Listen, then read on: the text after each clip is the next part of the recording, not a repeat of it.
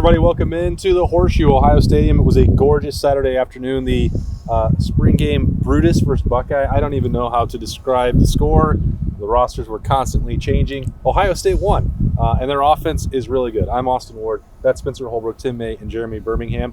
Spring camp is now over for the Buckeyes. I will let you guys start with your takeaways after mine, which is that C.J. Stroud, I think, is quite obviously the starting quarterback for this team. And I really think now that Kyle McCord might be his closest competitor. Well, I'm not even going to talk about the quarterbacks yet because there's obviously months ahead of us to talk about. No, come on, we have to. But it was pretty. This is a practice report. Rapid reaction. I thought that the important thing is, we watched the first drive, and Jack Miller's out there with the first drive, and looks like he's got some things working, and then throws an interception. And I don't want to say the wheels fell off because that's overreacting, but you certainly saw a little dip in confidence with him later in the day, where you saw Kyle and CJ kind of keep it moving, even though Kyle McCord had a fumble and wasn't always right on the money. But for Ohio State, I think the most important thing is that what we saw today was like a half of what this team is going to be. And if that's only a half of what this team is going to be, it's pretty darn good. And as long as you have Jackson Smith and Jigba, Garrett Wilson, and Chris Olave out there at wide receiver, the guy throwing them the ball probably is not going to matter much. Well, it also helps that you have Marvin Harrison and Emeka Egbuka and Jeremy Ruckert on top of that. By the way, this is a rapid reaction brought to you by Byers Auto. I'm obviously in an off-season. You're very excitable. Yeah, I know. Well, I found this ball earlier. You seem more excited by this ball.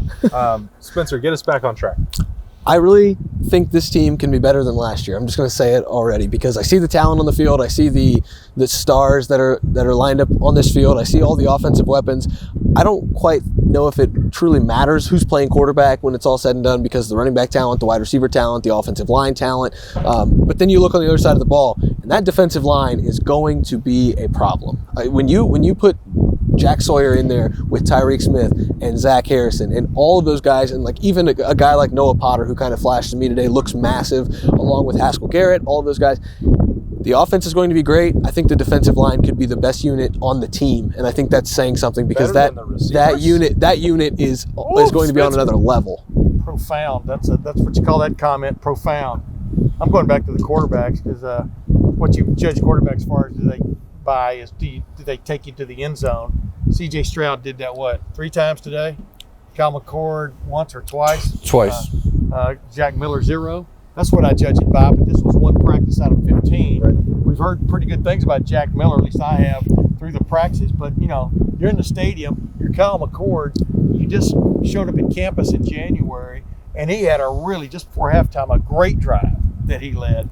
And I'm just going, this guy looks ready for the part. Yeah. But I don't think you leave here today thinking anything other than what Austin Powers Ward has been saying all along, that C.J. Stroud is the leader, not in the, what do you call it, the clubhouse? Yeah, well, that's what I take for it. At the turn. And I agree with you, the wide receiver core will be the most talented group on this team this year. And Ryan Day has said this, Berm, all along, that he wanted to take it into August. He wasn't going to name a starter after 15 practices. He considers training camp then to be part of this now. He's not going to make a decision at the turn, as you said.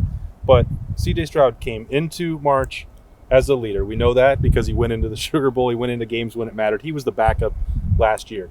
Nothing has changed through 3 open viewing practices. He was first in line. He took, every rep except for maybe one drill that we saw as the first team quarterback. And then he puts on what I consider the most impressive performance of the 3. I know it's a spring game, and you don't make sweeping judgments on that, but this is rapid reaction, and we're going to react to what we saw.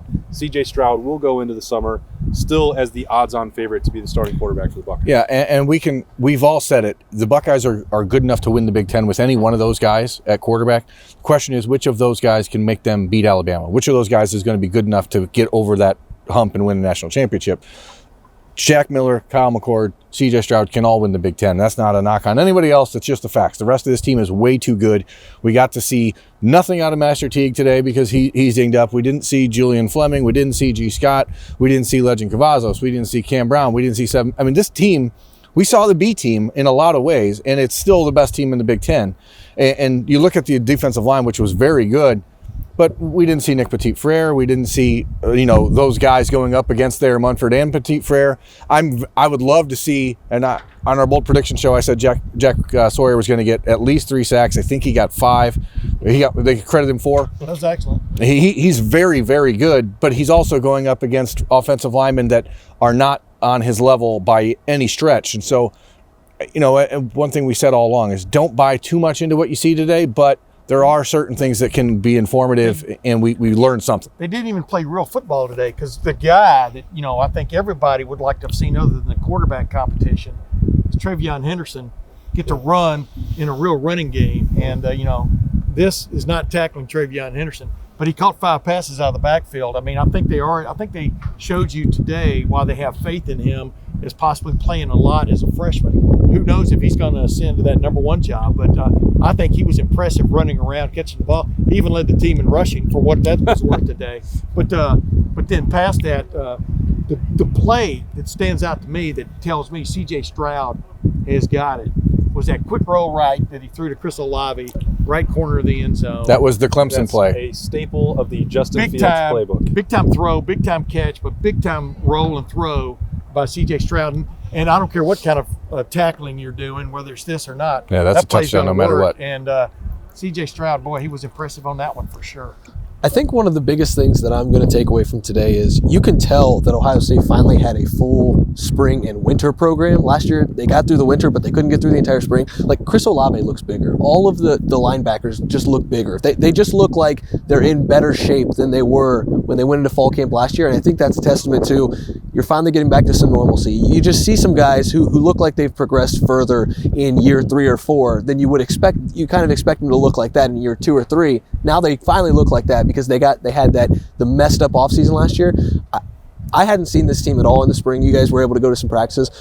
First time seeing them, I just think everybody looks a little bigger, a little better. It looks like they really took advantage of that full 8 weeks of the offseason program. And my goodness, though, what an impressive freshman early enrollee class. I mean, Marvin Harrison Jr. I mean, he could play anywhere. I mean, don't you agree? I asked somebody out here in the middle of the game if there's a single player that they've seen in their time here at Ohio State, and this guy's been here over a decade, that was more surprising as far as what they thought he was going to be on the recruiting trail than what he got here. And then Marvin Harrison, the answer was hell no. So, I mean, what we saw out of Marvin Harrison over these last few weeks, Julian Fleming is injured. He's not playing. Marvin Harrison is going to be in the top 3 or 4 of that wide receiver room, barring something fantastically bad happening over the next 4 months. That dude's going to be in the rotation a lot and early. And, you talk about that freshman class. Sawyer had a great day. Kyle McCord played very well. Emeka Ibuka, Travion Henderson, Marvin Harrison. I thought one of the most interesting things about the entire day was that Kyle McCord threw his first touchdown on a well-thrown ball to Jackson Smith and Jigba, who made a one-handed catch in the corner of that end zone.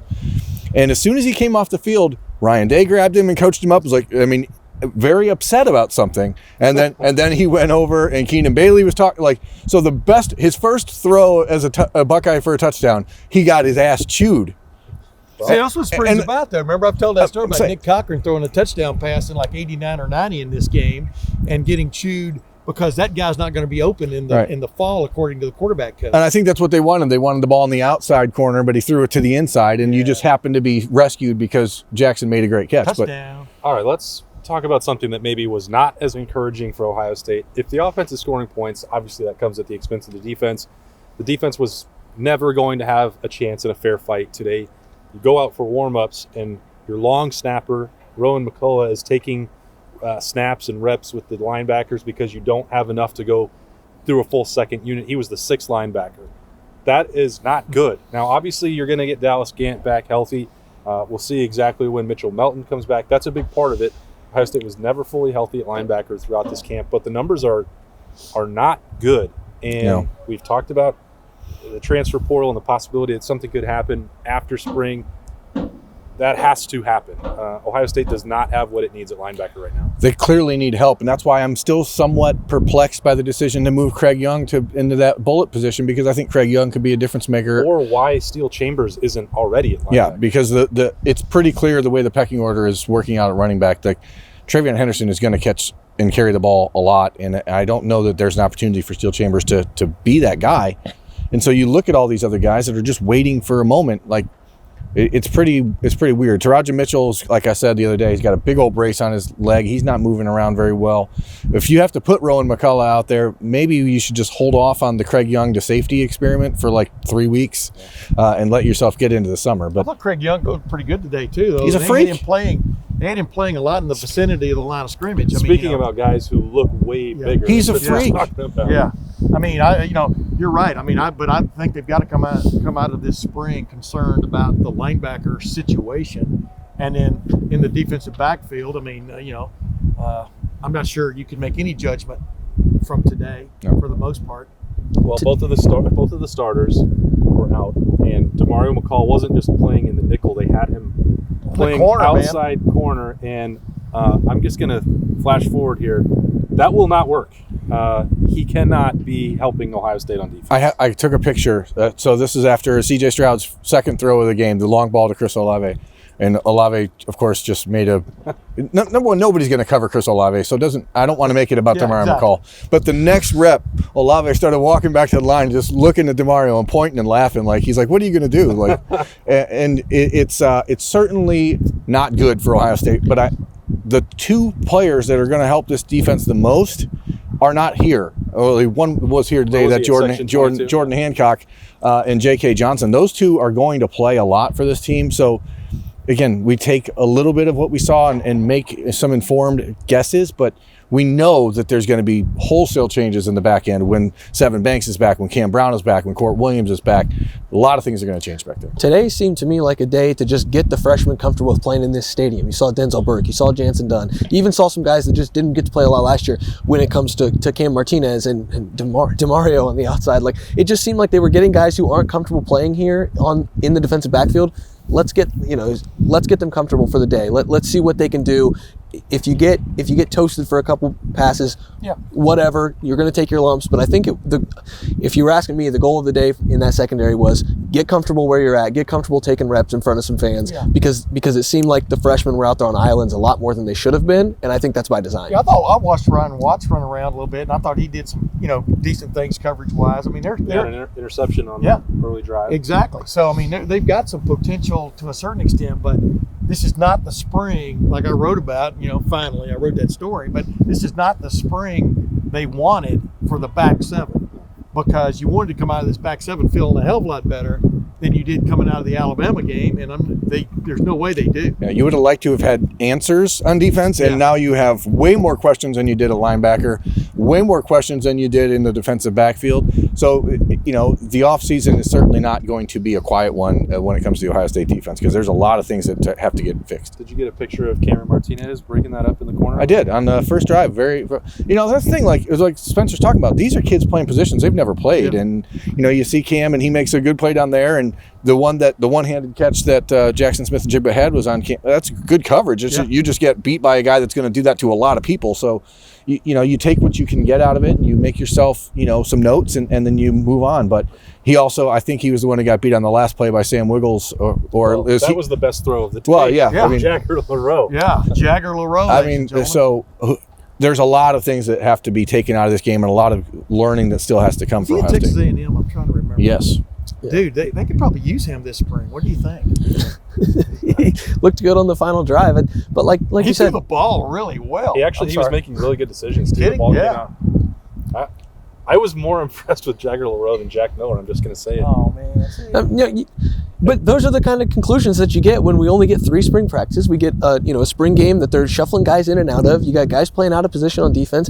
You kind of have to draw these conclusions, and you try not. I'm not making that a conclusion. Yeah. Today he's making. Yeah. You try. An aleck remark. You try not to take too much out of this. But Jagger LaRoe looked pretty good. I agree with my man here. Yeah, he looked good. He got spelled by Andrade for a couple of plays. And he went back in there and just. Fastballs and strikes. I'm trying to look at the Jack Miller day as a bigger picture. Like, it wasn't bad. Okay, I don't want people to come out of this thinking that Jack Miller was terrible. Like, he wasn't. But he also had Zach Harrison and Jack Sawyer every single play. It had to feel like he was back in high school, because you're playing with a makeshift offensive line, and you're like, what am I supposed to do? I mean, Jack Sawyer and Zach Harrison were just straight up laughing at the people who were lined up against them at tackle. With Thayer Munford not taking a lot of reps, Nick Petit-Frere wasn't even out here. Like, those dudes are laughing, having a good time. Did you see DeJuan Jones pushing people around, though? I mean, but I leave here with 3 thoughts. I mean, I'll shut Only up after 3? that. Well, with a bunch, but you know what I'm saying. C.J. Stroud really jumped out at me. I mean, you finally got to see him really run the offense and throw the ball. The wide receiver core, like we talked about, is ridiculous. No other words you can use than that. Yep. Jack Sawyer, no matter who he was rushing against, Zach Harrison, like I asked him, is he legit? And Zach Harrison said, definitely he's legit. Those are 3 guys that, are 3 aspects of the game and you go, wow. Because if you can get a good rotation and pass rush at those defensive ends, which they didn't really get last year from a sack standpoint, if you get that going, that's really going to help those other 7 in the back. You can go from Zach Harrison, Tyreek Smith, and Haskell Garrett to Jack Sawyer, Javonte Jean-Baptiste, and any other players you want, along with Tyler Friday and all these guys that are going to be rolling through. Like I said, maybe I was a little too far-fetched earlier in the show, but that defensive line, when Stand on your by statement. game 6 or 7, You remember that there are wide receivers. Well, I agree with you. by game 6 or nuts. but by game 6 or 7, you're going to be talking about this defensive line as this is the best defensive line possibly in the country. Yeah, Jack Sawyer only turned up the noise. I think you wrote that in your bold prediction, Berm, that, I mean, Larry Johnson said there was going to be a role for him. Well, now you're going to have a spring game like this, and you're going to hear Bosa comparisons also. Yeah, and this is where you start to hope for Ohio State that the 2021 recruiting class isn't done yet, because if you add a player like JT Tuimoloau into that same mix at the defensive line, that kid is going to start. Is that going to happen? I'm not a soothsayer. I mean, he's going to make an official visit here in June, and so there's big pieces of this roster that are still up in the air. When we're talking about To'oto at linebacker, we're talking about JT Tuimoloau, we're talking about Jordan Hancock and J.K. Johnson. Like, this defense that we saw, which was a little suspect at times today and very suspect last year, the pieces are not here yet. But they threw how many passes today? I was averaging over 70, around 70. Right? I don't know. I mean, you couldn't run the football. Oh, exactly. I know, but I mean, this was a day. It was a test, and actually, you can tell how excited we are to be back in the Horseshoe, because we could keep going with this rapid reaction for another hour. But we'll have more videos. We'll have Tim's podcast next week, Lettermen Live on Monday. We will be talking about this spring game for a long time, I promise. So if you wanted more, stay with us at Lettermen Row for that. That's Spencer Holbrook, Tim May, and Jeremy Birmingham. I'm Austin Ward. This has been Rapid Reaction, brought to you by Byers Auto. We will see you right back here in September, but plenty of coverage until then.